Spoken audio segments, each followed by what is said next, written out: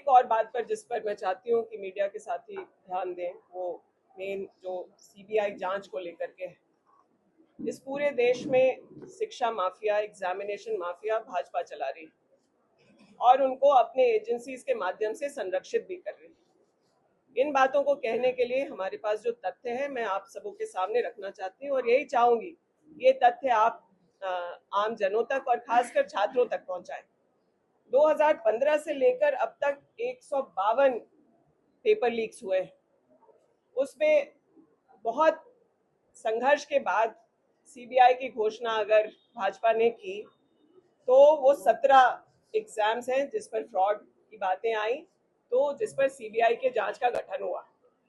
उन एग्जाम्स के इन्वेस्टिगेशन में जो कन्विक्शन का रेशियो है वो आप बताइए 17 में से कितना हो सकता है? क्या लगता है आपको? सीबीआई के जांच जहां जांच चल रही है उसमें कितने कन्विक्शन हुए होंगे?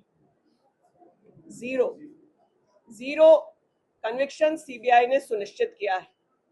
जांच जिस पर हुआ वो NEET UG 2024, UGC NET 2024, SSC CGL 2017, JEE Main 2021, West Bengal SSC 2016, Himachal Pradesh police constable 2022, army CE 2017, Karnataka PSI 2021 और अन्य ऐसे और 9 मामले। एक मामला जिसमें कहीं कार्रवाई हुई है वो यूजीसी जो मामला आया था वो है हरियाणा जुडिशियल सर्विसेज 2017 के मामले में। उसमें भी सीबीआई ने नहीं, वहां के द्वारा गठित एसआईटी ने कन्विक्शन सुनिश्चित किया है। झारखंड में जो कार्रवाई शुरू हुई, आप सब लोग इस बात के गवाह हैं कि छात्रों ने आंदोलन हम लोगों के कार्रवाई शुरू करने के बाद किया है। सीआईडी की इंक्वायरी होने लगी, जेपीएससी के चेयरमैन ने इस्तीफा दिया और उसके बाद छात्रों का आंदोलन शुरू हुआ। और उसको बाद में पीछे से भाजपा इसलिए हवा दे रही है क्योंकि सीआईडी के जांच में झारखंड सरकार यह सुनिश्चित करेगी कि दूध का दूध, पानी का पानी हो जाए। जो एजेंसी झारखंड में आकर के इन्वॉल्व होकर के जो गड़बड़ियां उन्होंने की है वो उसको बचाने का यह प्रयास हो रहा है कि जांच सीआईडी ना करे, सीबीआई करे, ताकि आप अपने हिसाब से संरक्षित करें। नीट के मामले में 2024 के मामले में इन्होंने 90 दिन में जो चार्जशीट दाखिल करना चाहिए उसको उस डेट को उन लोगों ने फेल किया। पहली पेशी जो वकील की होनी थी वो सरकार के पक्ष का वकील पहली पेशी में नहीं पहुंचता है। तो ये तमाम मामले सीबीआई के हैं।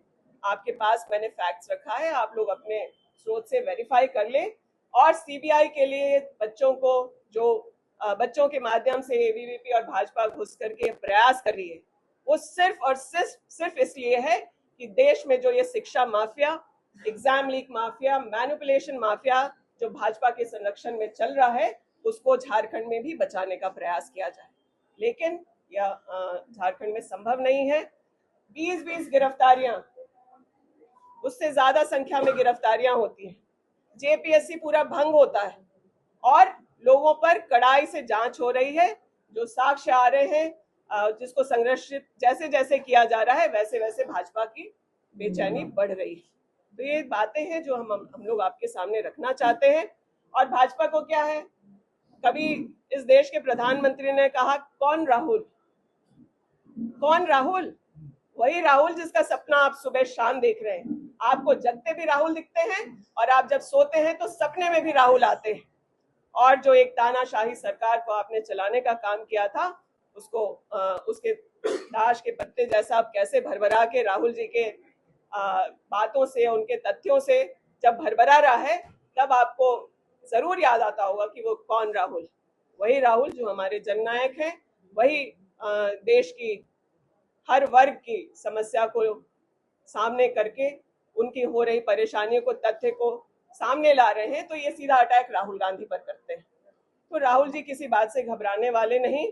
और इस झारखंड, मैं बार बार कह रही हूँ उस बात को कि झारखंड ने ही सबसे मजबूत कानून पेपर लीक के मामले में दिया कि अगर इस तरह की कोई गड़बड़ी होती है तो झारखंड ने विधेयक ला करके 2023 में यह सुनिश्चित कर लिया और उसी को केंद्र सरकार अब जंतर मंतर जैसे आंदोलन कराने के बाद एक्सेप्ट करती है और उसको पार्लियामेंट में लाती है।